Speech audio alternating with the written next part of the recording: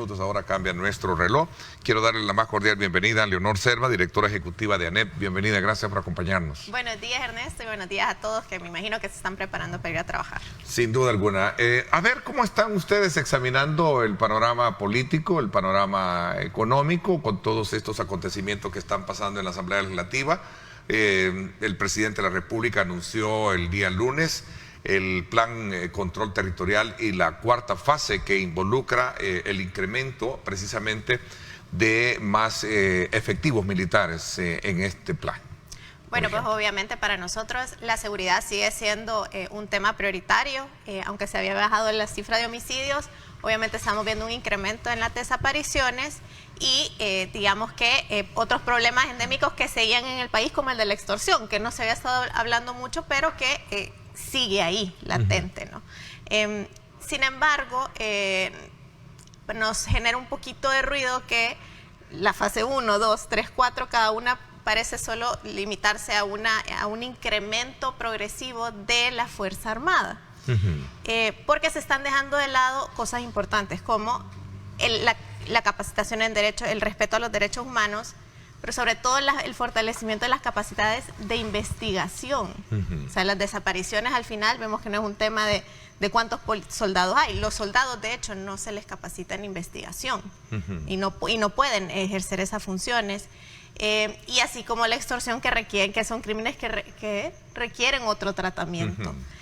Además, creo yo que al final a nosotros que nos compete el tema de la juventud y los empleos, a mí sí me genera un poco de ruido que la promesa del país para 20.000 jóvenes más sea ser soldado, que al final creo que a nadie es sorpresa que los soldados tienden a ser pobres y a tener pocas perspectivas de salir de la pobreza en ese rubro. No hay un tema de capacitación laboral, entonces parte de nuestra pregunta es qué se les está ofreciendo a los jóvenes como apuestas profesionales personales, ¿no? Esa no debería ser la aspiración de un joven, ser un soldado, pues.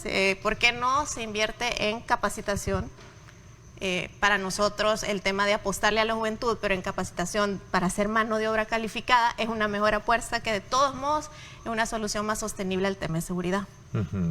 O sea, a criterio de ustedes hubiese sido mejor lanzar un proyecto, digamos, de preparación laboral para esta cantidad de número en términos de esos efectivos militares que proyecta y que anunció el presidente, que hablaba de 40.000, elevar a 40.000, ¿no? Claro, porque al final número de efectivos militares. Tú estás haciendo que el Estado está haciendo una apuesta de oferta al final laboral a los jóvenes que se limita a ser parte de la Fuerza Armada, que de nuevo son empleados públicos pero muy mal pagados. Ser soldado es un gran sacrificio porque las condiciones en las que prestas el servicio es muy bajo y hay pocas aspiraciones. Incluso creo que una vía más integral la pregunta es ¿por qué no fortalecer la policía?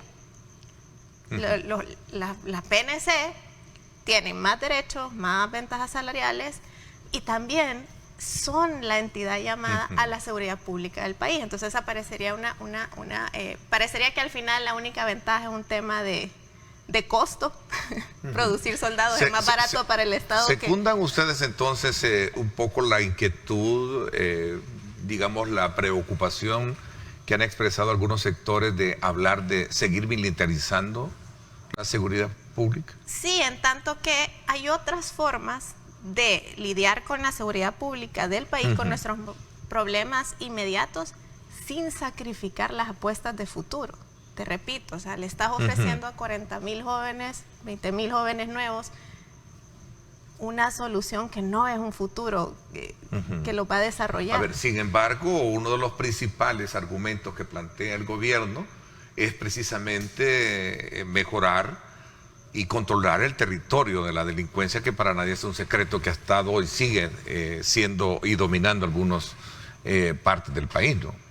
Sí, pero volvemos a que ya en el pasado se han implementado políticas públicas que buscan eso, vea, la mano dura, la super mano dura, que uno vea policías en todo lado, y no ha sido la solución, sobre todo si repito, no mejoras las capacidades investigativas, si no das opciones de desarrollo a la juventud, como se ha venido diciendo, que de hecho si mal no entendía yo, la fase 3 y la fase 4 se esperaba que fueran más en el lado de la inclusión y la prevención del delito con oportunidades. Si tú te recuerdas, un año atrás se suponía que la fase 1 y la fase 2 eran las represivas, que la fase 3 y la fase 4 tenían que ver con modernización del Estado y que la fase 4 ya tenía que ver con oportunidades en el territorio. Eso parece haber cambiado ahora. Vea, claramente, de todos modos, el plan control territorial nunca se ha publicado, entonces digamos que nos vamos enterando de las fases a medida salen, pero al inicio de la gestión se había planteado que la fase 3 y 4 era sobre oportunidades. Okay.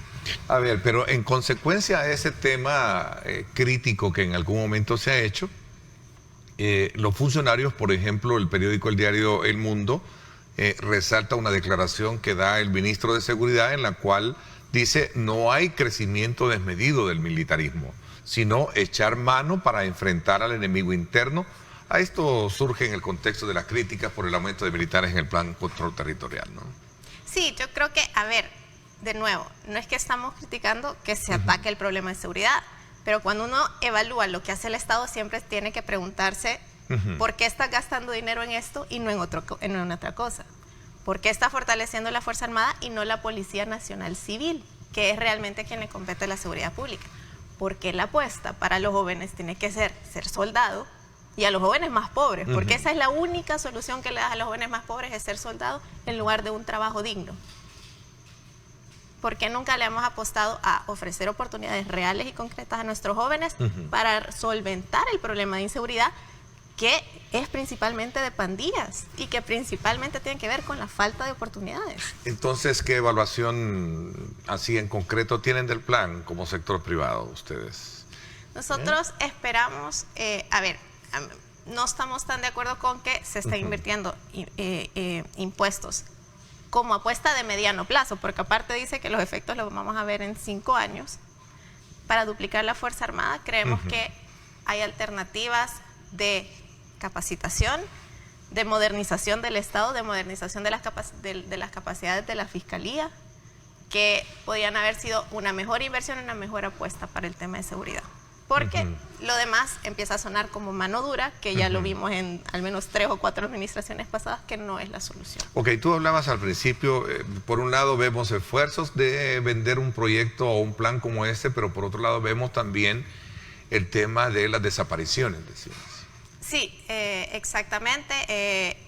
Ahí es donde nosotros esperamos una mejor coordinación. Se supone que ahora hay mejor coordinación con la Fiscalía, pero por ejemplo vemos que programas que habían sido emblemáticos y que habían seguido, como lo de las alertas ángeles, si no me equivoco, que era la promoción de que cuando se llevaba una denuncia de desaparición se le daba visibilidad al caso para ver si se encontraba la persona o no. Creemos que esas cosas las tiene que retomar la Fiscalía, pues una prioridad. Yo creo que al final no estamos pidiendo nada extraordinario, es lo que cualquier ciudadano quisiera que se hiciera por un familiar o por ellos mismos si estuviéramos en esa situación. Al mismo tiempo, pues creo que el caso de Chalchuapa es un caso emblemático en el que se pone a juicio, ahí es el test de realidad de si las capacidades del Estado para judicializar y dar justicia a todas las víctimas es real. Entonces ese caso creo que hay que darle seguimiento para ver cómo volvemos. Es la fase investigativa la que realmente te da justicia o no. ¿Qué retroalimentación tienen ustedes de las gremiales federadas a ANED con relación al tema de la seguridad en el país? ¿Han visto mejoría o cuál es la evaluación así que hacen? Creo que como todos hemos visto una mejoría en cuanto a la cifra de homicidios. Ahora, hay una realidad innegable en ese tema. Hay una realidad innegable en cuanto a que había una reducción de homicidios. Sin embargo, en cuanto al control de pandillas en los territorios, ese sí es un problema que no solo las empresas, sino que los ciudadanos saben que nos toca a nosotros, los ciudadanos y las empresas, gestionar eso en el territorio, ¿no? Y eso sigue ahí, al igual que las extorsiones. ¿Tienen ustedes un parámetro para medir los alcances que ha tenido, por ejemplo, el tema de la extorsión, que es otro de los grandes flagelos que golpea fuertemente las empresas? Fíjate que hay una los dificultad porque hay mucha desconfianza en cuanto a reportar. Nosotros de hecho sí estamos, pero eso sí estamos tratando de desarrollarlo con cooperación internacional. Estamos planteando ante algunas personas la posibilidad de recabar información que nos permita hacer un mapeo más claro. Claro, de forma anónima para proteger a nuestros agremiados, pero eso es uno de los planes que estamos tratando de desarrollar para dar herramientas y para contribuir desde nuestra parte a que el Estado, que al final es el responsable, pueda lidiar mejor con el problema. Porque ese ha sido el dolor de cabeza, o lo mejor la parte que es menos visibilizada, si lo hablamos en términos comparativos de homicidios, sí tenemos una reducción. Este fin de semana sí hubo una cantidad bastante de casos de asesinatos, pero realmente hay digamos, un factor ahí que no se ve, que es el tema de la que los hemos normalizado, interiorizado todos como ciudadanos, ¿no? Desde el ciudadano que se acostumbra a dar la cora o que cuando le pide el muchacho no le puede decir que no, hasta las empresas que lo han interiorizado en su estructura de costos, pues, y sabiendo que es algo que necesitan hacer para lidiar. Entendemos la complejidad del problema y como siempre, nosotros lo que nos ponemos es a disposición para trabajar soluciones. Ya en el pasado, Estado y las gremiales hemos trabajado de la mano, como se hicieron en algún momento con el tema de los secuestros, y mientras hay una colaboración y esto sea para resolver el problema de seguridad, estamos en disposición de trabajar. ¿Cuál es el estado de la relación y la comunicación entre la gremial y el gobierno? ¿Está totalmente quebrado ese puente? Nosotros, por ejemplo, todos nuestros agremiados, porque vuelvo ANEP no es una cara, ANEP no es un cargo, no es una sola persona, de hecho somos una federación, entonces todos nuestros agremiados siguen atendiendo a todos los llamados que hace el gobierno para participar y colaborar. De hecho, si mal no entiendo, la última iniciativa es que las empresas tengamos la posibilidad de que se lleven los procesos de vacunación a las empresas, por lo cual nosotros consideramos que es una muy buena política y estamos más que dispuestos para continuar apoyando a salir de la pandemia, como se hizo cuando estábamos en el año pasado en el pico de la pandemia, que creo yo que hay algo que reconocer. Si alguien tiene la oportunidad de viajar a otros países, llámese Guatemala, llámese Estados Unidos, creo que va a notar que en pocos países el sector privado ha acatado las medidas y se ha adaptado a la pandemia como lo ha hecho acá. Y eso en conjunto con las labores del Estado y con la colaboración de los ciudadanos es lo que nos ha permitido tener una economía abierta y más o menos tener esta medio normalidad y estas actividades y estas libertades. Entonces el llamado es a los ciudadanos a que retomemos las medidas, o sea, no porque nos estemos vacunando una vez o dos veces vamos a dejar de usar la mascarilla. A las empresas a que no flexibilicemos las medidas tanto en nuestros trabajadores como en nuestros clientes, y al Estado que trabajemos de la mano para acelerar el proceso de vacunación. Ok, voy a hacer una pausa. Cuando regresemos examinemos también la parte económica. ¿Te parece si hablamos de la aplicación ya de ese 20% en el salario mínimo que va a entrar en vigencia a partir de la próxima semana sería, ¿verdad? El 1 de agosto, entonces se debería reflejado en la próxima planilla. Y hablamos del Bitcoin también. Vamos a hablar de eso. Y, por supuesto, aprovechando, vamos a tocar otros temas que se están llevando a cabo en la Asamblea Legislativa. Es importante remarcar, y quiero hacerlo con esa vehemencia de ser un salvadoreño que estuvo en la primera línea hace un año, y que por la gracia de Dios y las oraciones de muchos de ustedes logré superar esa situación difícil del COVID-19. A que tomemos en serio, a que tomemos con responsabilidad lo que está pasando hoy en día, sobre todo porque se están teniendo un rebrote que de alguna manera es producto de la responsabilidad en la que nosotros como personas tenemos mucho que ver, porque dejamos nuestra mascarilla, porque no nos lavamos la mano de manera constante, porque no estamos tomando todos aquellos hábitos de higiene pertinentes para evitar de ser contagiado. Por favor, amigos que nos están sintonizando, acatemos las recomendaciones, ¿verdad? Y evitemos engrosar esa lista de más contagios en el país. Pausa y regresamos con más, 7:34 minutos, 7:34 que tenemos acá y tenemos ya un informe de salud, ¿verdad? Informamos 11 decesos hace 6 horas. Ahí está hablando de esto, mira, Leonor.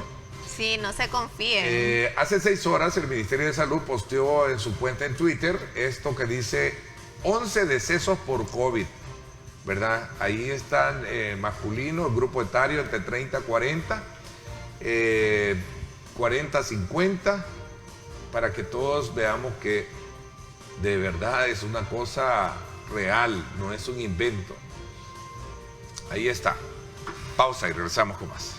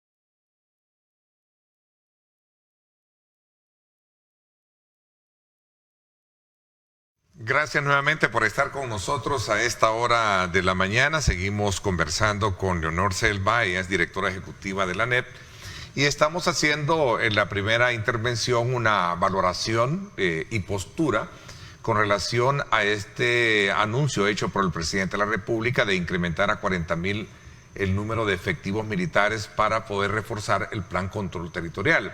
Hemos conocido desde su perspectiva un poco el énfasis de la incorporación de estos efectivos versus la necesidad de crear otras condiciones de acceso laboral para estos jóvenes. Esa es la postura en la cual resumen. Pero hablemos también, Leonor, ya de la parte económica y específicamente ustedes han medido cuál es el impacto que va a tener el tema del salario mínimo, el incremento del 20% a partir del mes de agosto.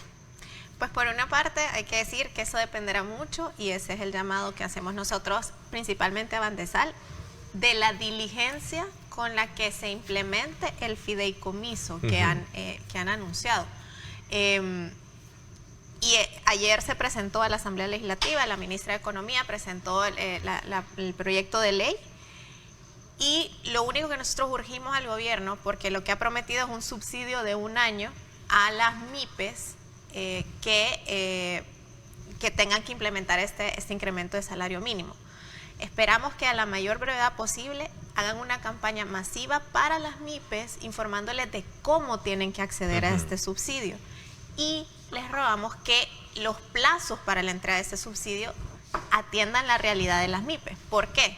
Todo el que tiene una pequeña y mediana empresa sabe que su gran dolor de cabeza a final de mes es sacar la planilla. Ese es el principal costo generalmente de las MIPES y es lo que les va generando, les deja el margen de utilidad mes a mes. Digamos que no son empresas que son lo suficientemente robustas para poder estar ellos chineando una deuda. Entonces, inicialmente el Ministerio de Hacienda ha dicho que tendríamos que esperar unas 3-4 semanas para recibir el subsidio. Nosotros esperamos que el proceso sea ágil, que Bandesal tenga ya la disponibilidad de los fondos a partir del 1 de agosto que empieza el salario mínimo y que además haga un proceso ágil para que se les entregue a las empresas rápido. ¿Por qué? Porque si no va a pasar lo mismo que pasaba con los zapatos y los paquetes escolares, que se buscó MIPES para que fabricaran los zapatos, pero al final el Estado no pagaba a tiempo y eso descapitalizaba a las empresas. Eso es por un año. Realmente el impacto real del salario mínimo en estas MIPES lo vamos a ver cuando se acabe ese subsidio, porque creo que ahí también hay que tenerlo en perspectiva. No es que no va a haber un impacto económico, lo va a haber, porque por un año el Estado lo va a subsidiar, pero tenemos que trabajar para que ese año nosotros subamos la productividad para que eso, cuando ya no haya subsidio y sean las empresas las que tengamos que absorber ese incremento, tengamos la capacidad de solventarlo. Esta mañana conocimos esta noticia en una expresión que le tocó dar a la prensa el ministro de Hacienda, donde decía de que se va a buscar cómo reunir los 100 millones de dólares para sumarlo al fideicomiso y entregar los fondos a las empresas. Es decir, este es un mecanismo que va a tener que llevarlo desde luego a negociarlo no sé si es la palabra correcta, pero a solicitarlo a la Asamblea Legislativa, ¿no? Sí, inicialmente ellos habían dicho que lo van a sacar del Fondo General de la Nación, es decir, del presupuesto común, con lo cual solo deberían de pedir un movimiento de cartera. Ahora, ahí es donde nosotros lo que pedimos es claridad, porque pareciera que se están ofreciendo muchísimos fideicomisos, pero no tenemos claro de dónde sale el dinero. Lo peor que puede pasar es que el gobierno haya prometido un subsidio que llegado el mes de agosto no entregue, porque eso implica que a quienes les va a caer la carga es a los pequeños y medianos empresarios y ellos no van a poder con esta carga del impuesto. Ahí es donde nosotros quizás lo que nos generó incomodidad de cómo se ha hecho esto del salario mínimo es que se anuncia un día a las 5 de la mañana, no se da espacio para una discusión. En el marco se convoca al Consejo Nacional de Salario Mínimo, pero con una sesión más por formalismo, y se espera que el salario mínimo se implemente ahorita en agosto. Es decir, casi que en la siguiente planilla se implementa el incremento sin habernos dado claridad de cómo se hace el subsidio. Ahora, nosotros esperamos que en las semanas, 2 semanas que quedan, el gobierno agilice el trámite, consiga los fondos y los entregue de verdad a la Ahora, hay una preocupación y aparte de eso también decíamos que el sector privado tiene a su base, según contablemente o su registro que se tiene en el seguro, que en su mayoría de empresas están pagando arriba de lo que sería el salario mínimo. Esto ya es un sector mucho más, digamos, de la micro, ¿verdad? Sí. De sectores, no sé si son sectores informales, pero que de alguna manera pagan el salario mínimo, ¿no? Fíjate que contrario a la percepción, porque a veces es un tema de que por muchos años se ha politizado el tema, la gran cantidad de empresa privada formal en este país no paga el mínimo, paga más. Sí, voy a invitar a propósito, y lo voy a hacer público, a nuestro buen amigo a Paul Steiner, que está al frente de CONAMIPE, para que nos explique un poco también este tema. Yo sé que siempre nos ve, y saludos cordiales a Paul. Sí. Para ver y medir el impacto que precisamente puede llegar a tener y cómo de alguna manera el fideicomiso va a venir a proporcionar, digamos, esa fortaleza para que no vayan a recaer en una parte negativa. Exactamente, porque a eso voy. La gente se imagina que es la gran empresa la que va a tener que subir salario, cuando en realidad la gran empresa ya paga por encima del salario mínimo. Es a la micro y a la pequeña los que tienen márgenes bien ajustados de ingresos y utilidades a los que van a tener que cargar con este nuevo aumento, y al mismo tiempo tienen que cargar con el tema de que bueno, se toma una decisión de aumentar el salario mínimo, pero no se están, por ejemplo, tratando ninguno de los otros aspectos que le generan competitividad o cómo incrementar su productividad. Porque a eso vamos. Si la micro no puede sostener un aumento de costos porque no le genera más productividad, eventualmente tendría que hacer recortes o simplemente se toman decisiones como empleos temporales que ya no se contratan, nuevas contrataciones que ya no se hacen. Y en ese sentido es que nosotros siempre hemos dicho que en la discusión del salario mínimo tiene que pensar en que hay un impacto económico más allá del aumento y de que se busque beneficiar a la mayor cantidad de personas con los menores impactos negativos posibles. En conclusión, el tema, ¿cómo lo están viendo? Entonces, con cautela... Ya es ley, ya es ley, toda la empresa formal lo va a cumplir. Sin embargo, ahorita nuestra prioridad es que Bandesal garantice que el 1 de agosto estén los fondos para ese subsidio y que el mecanismo de entrega del subsidio a las MIPES sea lo más ágil posible para que no las descapitalice. Ok, bueno, a propósito, aquí está Paul, nos escribe y dice, ya se divulgó el proceso por Bandesal. Entre el 1 y el 5 de septiembre, la MIPE deberán reportar al Seguro Social la planilla pagada y la comparación con la anterior para que el 15 de septiembre reciban los subsidios. La reforma a la ley ya se presentó, Leonor, dice, te saluda también ahí. Sí, por eso le decimos, sabemos que ayer se presentó la reforma, pero tienen que socializarlo. Las MIPES no están pendientes de la plenaria todo el tiempo. Tiene que haber una campaña y eso es a lo que urgimos y sobre todo que en la práctica se cumpla. Si es así, pues entonces nosotros esperamos que el subsidio ayude a las empresas a adaptarse en todo este año y que puedan incorporar el aumento sin mayor problema. Ok, me voy a hacer una pausa. ¿Cómo está el tema del Bitcoin? Los fondos no se necesitan hasta septiembre, dice Paul. Nos escribe todavía complementando. No sé qué, creo que como complemento a lo que decía. Vámonos al Bitcoin.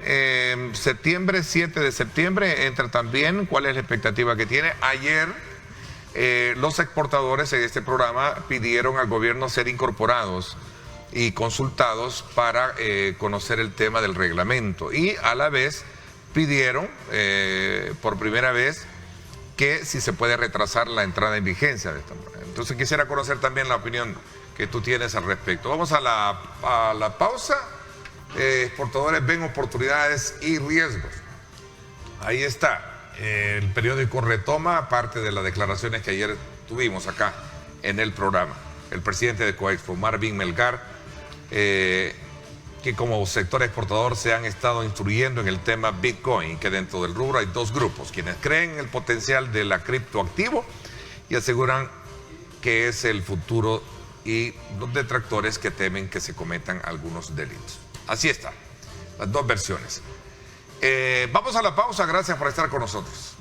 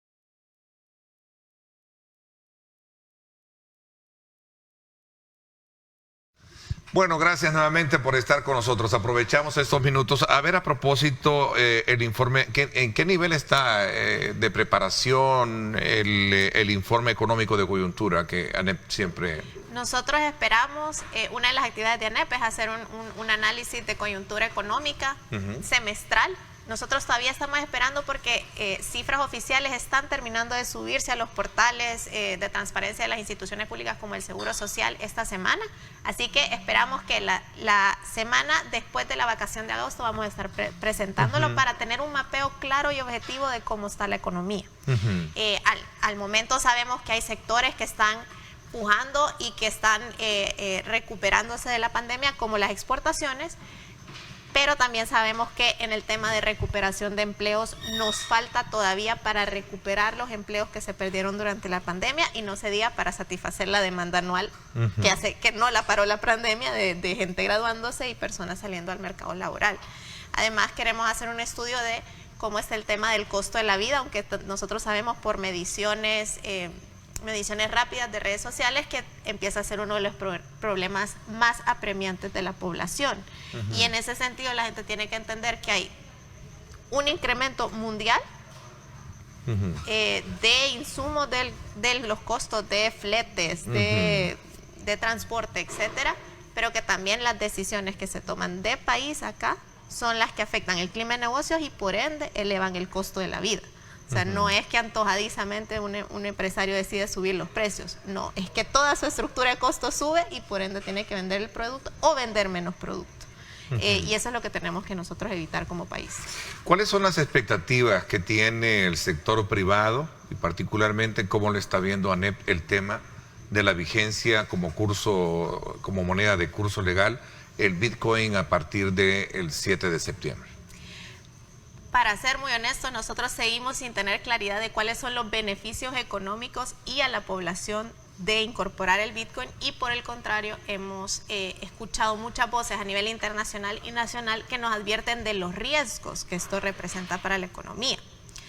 El hecho de reintroducir una moneda con un alto riesgo pretendiendo que sea una moneda de curso legal nos sigue preocupando, considerando que la gente no tiene la conectividad para usarlo de forma fluida, ni tampoco se ha dado la educación financiera necesaria para que la gente use adecuadamente este mecanismo y no pierda valor su dinero. Como decían ayer, bueno, nuestros colegas de Coexport, la verdad es que seguimos a oscuras. Se aprobó una ley que genera más preguntas que respuestas, y nosotros como sector privado somos quienes vamos a tener que lidiar en el día a día con la incorporación de Bitcoin a la economía, y sin embargo siguen sin publicarse los reglamentos y tampoco hemos sido incluidos en los procesos de formulación del reglamento. ¿Y le gustaría participar en esa consulta, que si es que existe, ¿no?, sobre el tema del reglamento, como lo decían ayer el presidente de Coexpo? Sí. ¿En este programa? De hecho, primero hay que recalcar, de acuerdo a la Ley de Procedimientos Administrativos, todos estos reglamentos deberían abrirse a consulta pública por ley, no solo a nosotros, sino que a todos los ciudadanos. Pero sobre todo es importante que la banca, nosotros como sector privado, la parte comercial sea tomada en cuenta, porque somos nosotros quienes día a día vamos a lidiar con esto. Por ejemplo, entre los exportadores hay mucho nerviosismo de si esto puede generar una incapacidad para pagar todas las obligaciones.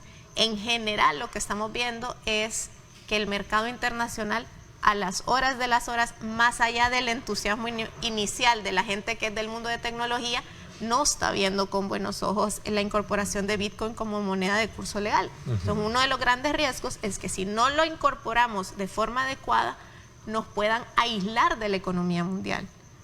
A las empresas, a los exportadores y en general al Estado también, si no cumplimos con normativas financieras, etc. Así que lo primero es que estamos casi a un mes de que entre en vigencia el Bitcoin y no conocemos los reglamentos, ni nosotros los empresarios tenemos claro qué tenemos que hacer para ajustarnos. Así que remarcamos el llamado que hizo Coexport ayer de que se dé un plazo de entrada en vigencia que sea realista, que nos permita adaptarnos a los ciudadanos y a las empresas a la incorporación de Bitcoin y que se publiquen los reglamentos lo antes posible para que sepamos realmente qué tenemos que hacer. Si ahorita todos estamos especulando y a oscuras. Ok, entonces secundas la petición de postergar la vigencia de esta, Definitivamente, de esta ley. porque a estas alturas, si falta un mes y no se han publicado los reglamentos, no hay forma en que nosotros como sector privado nos adaptemos. Ahora, esto pasa por comprender de que en la Asamblea Legislativa se están haciendo las cosas. ¿Cuál es la valoración de alguna manera y de esa forma como he escuchado decir que son demasiado rápidas las aprobaciones y que estas no son sometidas a consideración de aquellos sectores? Por ejemplo, voy a sumar también el tema del agua, de la ley de agua, por ejemplo. Sí, bueno, efectivamente, en el tema, a ver, yo creo que aquí lo que tiene que entender la Asamblea Legislativa es que no es un tema de conflicto político o no, es un tema de seguridad jurídica, que para nosotros es vital. Nosotros no le podemos decir a un inversionista extranjero, venga a El Salvador y genere empleos, si inmediatamente él me pregunta, ¿y cómo fue esto del salario mínimo? Y yo le voy a tener que decir que a las 5 de la mañana se anunció y que en 24 horas ya se estaba implementando y que esperan que en la siguiente planilla se haga efectivo. Yo no le puedo decir a un inversionista que aquí hay seguridad jurídica si ellos me preguntan cómo se aprobó la ley Bitcoin y yo le voy a decir en un proceso de deliberación de 4 horas, porque eso fue lo que duró. Fue una deliberación de 4 horas para cambiar la política monetaria del país y reintroducir una moneda con riesgo cambiario alto. Entonces, más allá de hacernos crecer como economía en un país, pareciera que, más allá de las buenas intenciones de los ministerios de Economía y de otras carteras del Estado, lo que hacen con una mano lo botan con otra. Por eso pedimos que se publiquen las agendas de la Asamblea, que tengan discusiones serias e inclusivas y que entiendan que todos los sectores lo que queremos es contribuir a un mejor resultado, que no podemos esperar inversión ni crecimiento económico en un ambiente turbulento. Ok, interesante conocer desde la perspectiva de ustedes estos elementos que gravitan hoy en día en la coyuntura nacional. Vamos a estar desde luego, como siempre, siguiendo el curso de la misma y por supuesto agradecerte que nos hayas acompañado esta mañana acá para dar sus puntos de vista con relación a los temas que hemos abordado. Gracias por acompañarme. No, gracias Ernesto, y reitero el llamado a todos, sigámonos cuidando como si no estuviéramos vacunados, nadie se confíe, use la mascarilla y vaya a la cita de vacunación. Realmente son vacunas seguras. Va a ver que la mayoría de gente que se ha vacunado, lo único que ha sentido es un poquito de cansancio y malestar el día siguiente, para que todos podamos seguir en una economía abierta y con cierta normalidad. Ok, un gusto compartir contigo esta mañana estos puntos de vista, Leonor. Por mi parte, eso es todo por hoy. Pásenla bien y como siempre recuerden lo más importante, amar a Dios sobre todas las cosas. Lideramos el camino de la opinión pública y buscamos que la cultura